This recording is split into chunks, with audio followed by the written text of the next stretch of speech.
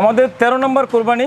পিছনে যে গরুটা দেখছেন এই গরুতে আমাদের প্রবাসী একজন প্রিয় স্যার তিনি রাতুলের জন্য, আমার যে বাচ্চা আছে রাতুলকে অর্থ দিচ্ছে যেন রাতুল কোরবানি করতে পারে আল্লাহর সন্তুষ্টির জন্য।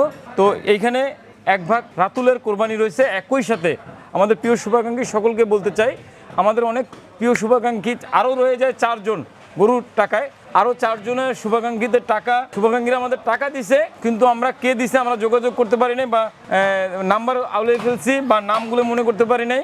তো যার জন্য আপনাদেরকে উল্লেখ করে রাখি, এই কোরবানিতে 4 জনের এখনও শেয়ার আছে।